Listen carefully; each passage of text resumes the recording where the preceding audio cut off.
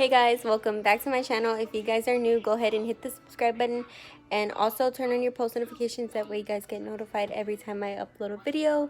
Make sure you give this video a thumbs up and all my other videos, check them out. So today the video is going to be my labor and delivery story because I just never did that video and people wanted to see it, so I'm gonna go ahead and do that video. I don't have the video of, that I don't have that little clip. One of my tias that was recording, she got a really good video. She got like everything, but you can't see nothing. You can see my daughter coming out, but you cannot see a thing, like nothing down there. You can't see. So it's a really good video. It's also very long, but she just never sent it to me, so I can't even put a little clip in here. So sorry guys. But anyways, so let's go ahead and get started with this video. I guess I will start like in the beginning. I'll try to remember everything that happened because I was a little on too much, So I went into preterm labor twice. That is scary, going into preterm labor. The first time I went, I was 28 weeks, I believe. So I wasn't even like 32 weeks. I was 28 weeks. The first time, I go in, I'm having my contractions. They're 1 to 2 minutes apart. Throughout my whole pregnancy, they've been 1 to 2 minutes apart. So, that happened. I go in and it was easy that time for them to stop my contractions. Basically, you don't want to have your baby that early because there could be something wrong. There could be health issues.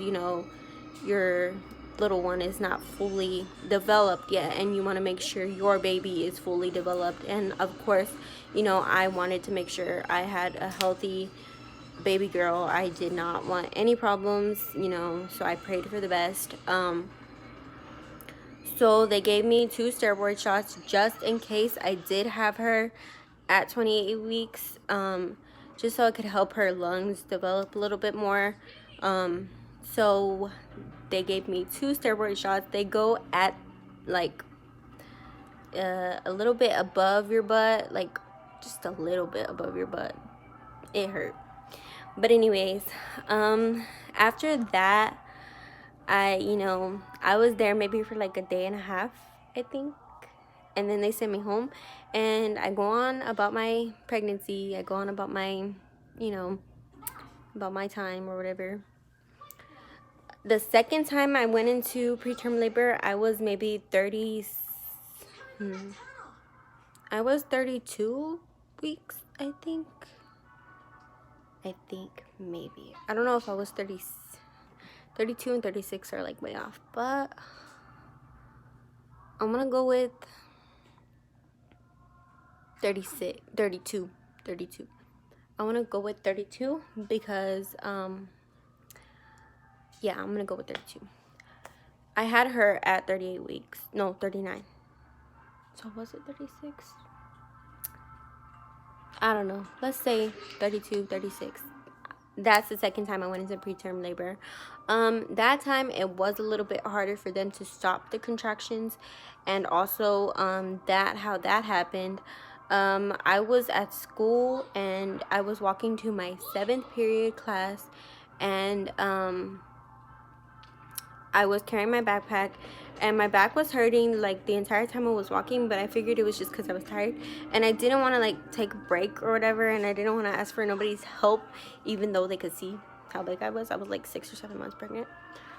I didn't want to ask for anybody's help, and I also didn't want to be late to class, even though I'm pretty sure my teacher wouldn't have noticed because he was, I don't know, 80 years old.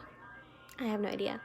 And because I say what or is, I don't know how old he is now, but he retired. That was his last year teaching, was 2019. And So that's why I was like, I just didn't like being late to my classes. I just never did. So, I just walk faster to get to my class. And as soon as I sit down, I'm like in so much pain on my lower back. It just hurts so much. Guys, my daughter just woke up. It just hurts so much that I texted my boyfriend and I said, I texted him and I was like, can you come pick me up after school, because I didn't want to ride the bus.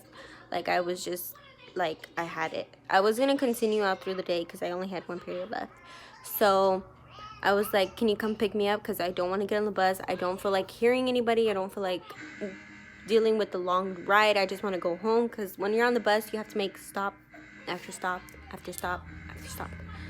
So how my bus route worked was, I was the first one to get picked up and in the morning, so I'm the last one to get dropped off in the afternoon. So that's why I was just like, I just want to go home and lay down. I just want to go home and lay down. So I texted my mom and let her know that I was going to be riding with him after school. And I told her what was going on, and I told her that my back was hurting. I had really major lower back pain. And she said, did I have any discharge? So I didn't know if I did or not. So I went to the restroom and I did see a little bit of blood. And it was like, in my mind, I was like, okay, what is going on? I don't think that's normal. So I told her, and she told me to go to the nurse. So I go to the nurse. The nurse tells me, yes, that is a sign of labor. You could possibly be going into labor. Sit here. Your ride's on their way. So just call your doctor and see what he wants you to do. Either go to him, have him check you out, or go straight to the hospital. And he said, go straight to the hospital. So he sent me straight to the hospital. And then I get there, they check me into that room where they monitor, I don't know, where they put the thing on the baby so they can track the baby's heartbeat and stuff and see how it's going and track my contractions as well. So I get all hooked up to that. They put all the little needles in me or whatever. And then they give me 2 more steroid shots because, again, it helps her lungs develop. So it helps her just be stronger. So it was a little bit harder that time for them to stop the contractions, but they did stop. And then I was on my way home. I was, hold on. Let me look. Sorry, I'm sitting by the window because it's good lighting right here. So anyways, but yeah, that happened, and I go on the rest of my pregnancy. I was oh Lord, I was 2.5 centimeters dilated, still that far along. And my last doctor's appointment, he was like, okay, since you haven't dilated anymore, it's really up to you. So we could either give you until your due date, which was July 16th, or we can induce you. It's whatever is up to you. So I didn't want to go past my 40 weeks. So I was just like, I'd rather get induced. So he schedules me for an induced date, and he tells me, okay, we're scheduled for July 10th at 2 o'clock in the morning. So I was like, okay, 2 o'clock in the morning? Okay, sure, I'll be ready. So, as we're getting ready, all of us, we're all excited because that's when we were officially going to have a baby.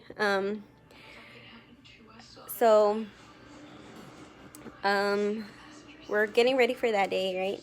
That day comes. It's 2 o'clock in the morning. I go wake my mom up. I wake my boyfriend up. We're getting ready to go to the hospital and getting ready to have a baby. My whole thought the way over there was like, I'm not gonna get an epidural. I got this. Not doing it. But I did end up getting an epidural, so I'll tell you about that. So I get into the hospital, I check in. It was like 2:15 when I checked in. I think we were running a little bit late. They get me in, they, put everything on me. If you're a mom or if you're pregnant and, if you've been pregnant before, you know what it is. So they put all that stuff on me again, and they get me into the room where I'm gonna have the baby. So I get in the room and I see the little warmer where they put the baby, and they clean the baby, and I'm like, oh my god, there's gonna be a little baby in there soon. So I was just like, okay, I'm ready for this day or whatever. I'm ready for this day to get started. So so around 7 or 8 in the morning, my doctor comes in and he breaks my water for me. I thought it was gonna hurt, but it didn't really hurt. It just felt like I just peed. So he told me that before he broke my water. He was like, it's gonna feel like you're peeing, so just, I mean, you can't stop it. Like, you can't try to stop, you could stop your pee, but you can't stop your water from breaking. So I felt it. It was like, it felt weird. I don't know how to describe the feeling. It felt weird. But anyways, after that, usually when they break your water or your water breaks, labor becomes more easier and faster for you. So that's why he did that. As soon as I went into the hospital, waited a couple hours, 7 or 8 in the morning, he broke my water. And then after that, I started experiencing some contractions here and there. Like, they were baby contractions, I want to say. To me, they were baby contractions. Because, the real deal don't hit till you're like there. Like, there. That sounded so weird. But anyways, that happened. And so, I was just enjoying my time, waiting for the doctor, waiting for this child to come out. And like I said, I didn't have my mindset on getting the epidural whatsoever. So what else happened next after that? So after they break my water, the nurses come in like every couple hours to check me to see if I dilated anymore. I think I want to say I got to 5 centimeters, and 5 centimeters, and then I just stopped dilating. But my contractions, as time went by, they were getting worse and worse and worse. A lot of people say that they feel like period cramps. They don't feel like period cramps. They feel like 15 to 20 times worse, depending on how much tolerance you can handle in pain. So it feels like 20 times worse. I went 10 hours without the epidural, so I feel proud of myself for going that long, for lasting that long, because my parents told me, this child, she's watching the Polar Express. So my parents told me that, some women who go in here, as soon as they check in, they ask for the epidural. I'm like, oh, like, what? That's because they're experiencing some contractions, like the real deal. So, what's it called? Sorry, that snap just threw me off. So I was like, okay, well, I'm gonna get the epidural because I couldn't take it anymore. So I was just like, okay, just give it to me. I was more afraid of getting that thing than actually giving birth, because knowing that the needle's gonna go in my spine, and I was afraid of that. That is the only reason why I didn't want to get it. And I was like, they asked me if I wanted it, and I was like, yeah, I guess I'll take it. Um, so I got it at the very last minute. So what they do is, I was gonna yawn. Oh my god. So what they do is, they bring in the person who does the epidural. You just sit over your stomach, your big old pregnant stomach. You lean over. That's what was kind of uncomfortable because I was like leaning on my child. I was like squishing her while they were doing it. But once, like, I did not feel them do it at all. Like, it was just, it didn't hurt. I was like not expecting that to, like, it didn't hurt at all. My back was sore after they took it out or whatever, but getting it didn't hurt at all. It wasn't what I expected. So I was like, thank God I got that. Like, I thought it was gonna hurt. But so after they give me the epidural, they give you this little clicky button that puts medicine into the thing, like into your body. So, and it times you, like, you can only do it every, I don't know if it's 5 or 10 minutes. I think it's 10 minutes. So I was doing pretty good with that in the beginning. And then as my contractions start getting worse and worse and worse, I click it every 2 seconds trying to get some medicine in my body, It's not working. So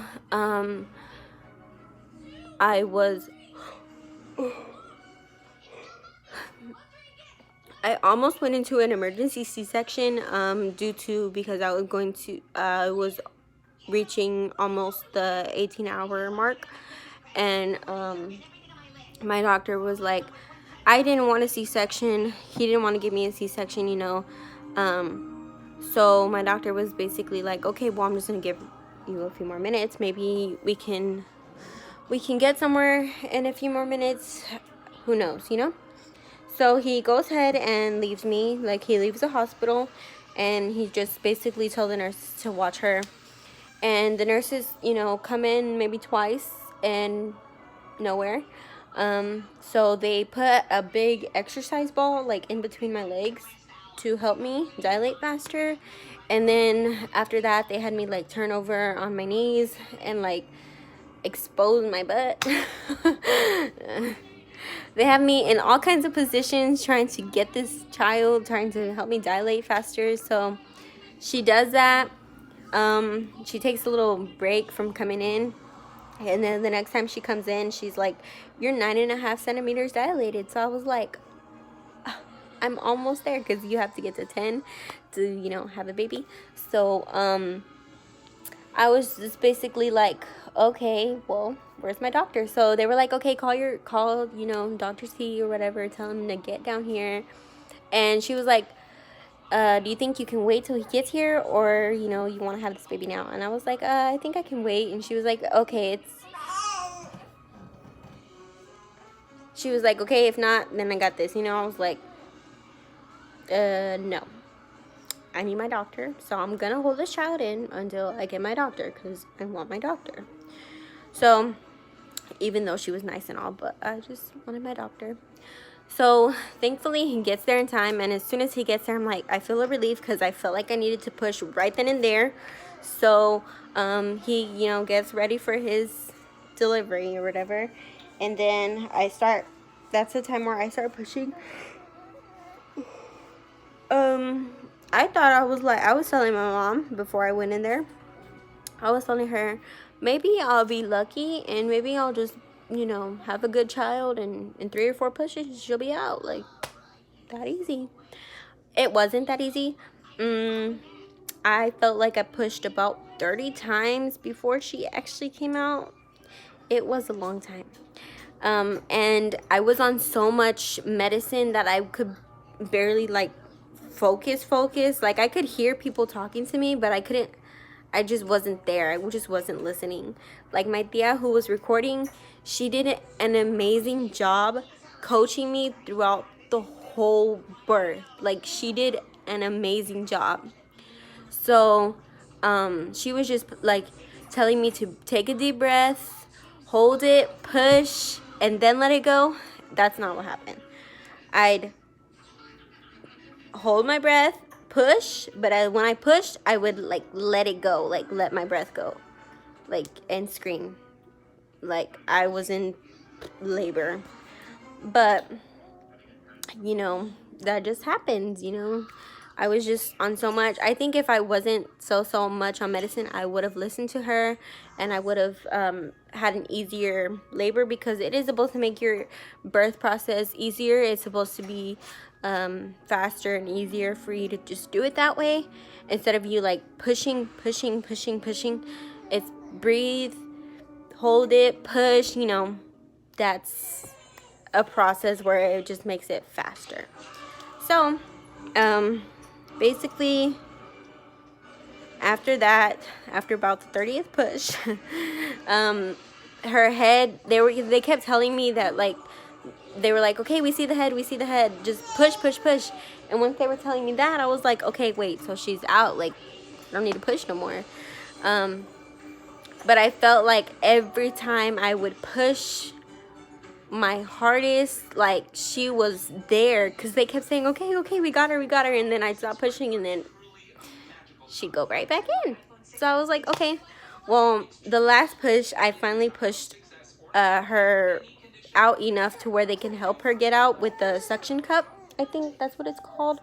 So she did have a little cone head when she was born, because they had to pull her out.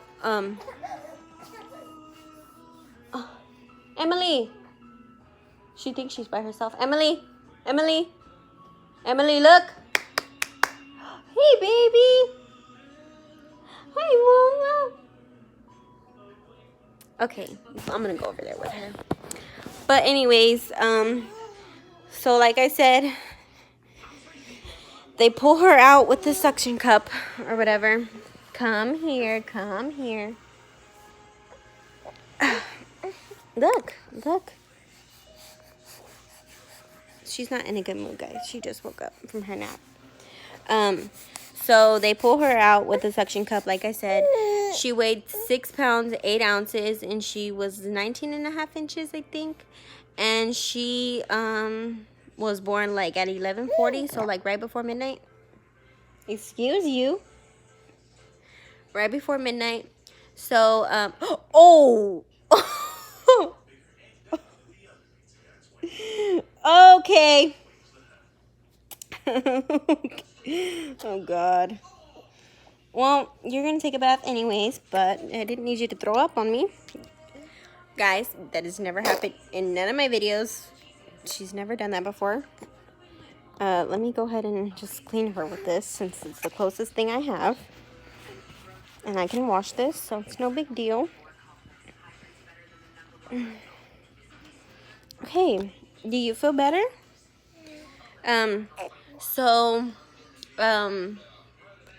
Where was I? So, yeah, like right before midnight, I felt a relief after, you know, I thought it was all done. So, once she's, you know, out or whatever, they put her and they weigh her, they clean her or whatever. She was wide awake. She didn't cry. She did cry, just like she made a little noise, and that was it. Like, literally, that was it. She was wide awake. Like, this is how she came out. As big as her eyes are open, that's how she came out. I swear to you, that's how she came out. And then, you know, like I said, I thought it was over, and they were like, okay, well, she tore you a little bit, so we're gonna have to stitch you up. So I was like, great. That is the part that I felt. I didn't feel none of this coming out of me, but I felt the stitches. I felt, and I felt like it would have been faster and easier if I would have just stayed still for the doctor so he can stitch me up. But I felt it. I felt every little stitch where I just moved every time he would touch me. I was super swollen down there, so it hurt so bad. So yeah. What? Do you want to say something? Say something.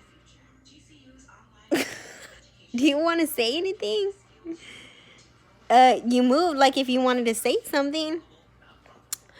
So, after he stitched me up, I was good. I was asleep. After they cleaned her and make sure she was good and everything. I don't know what she's looking at. But, after they made sure she was good, they gave her to me, and, you know, I was still half asleep. So, I didn't meet her until, like, 2 o'clock in the morning. But the breastfeeding lady, teacher, nurse, whatever, came in to, you know, guide me through breastfeeding or whatever. And I was listening to her really good. And then, like, for about 5 seconds, and then I just fall asleep. And my mom was like, okay, well, can you come back? Because she's, like, on too much right now, and she just needs her rest. So I wake up at 2 o'clock in the morning. I'm, you know, up, and I'm just, you know, looking for my daughter. And they were like, oh, she's in the, what was it? She's in, like, the baby room. I forgot what it was called.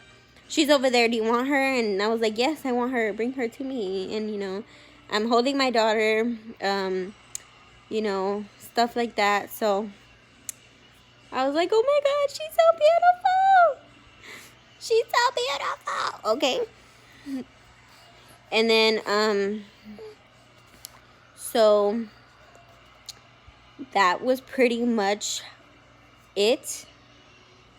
That is the whole labor and delivery story. It was, everyone kept telling me I did really good for my first, well, everyone kept telling me that I did really good, and, you know, I felt like I could have done better, but, you know, it is my first child, so, I don't know if I could do it again. I just got blessed, I think, with this child, because every pregnancy is different. You know, I did do 10 hours without the epidural with this one, because my contractions were, like, I could handle them. So, you know, she's a very good baby. She's, she doesn't cry at all, only when she's hungry. She is a happy baby. She's a happy baby, as you can tell. I love her so much. Okay.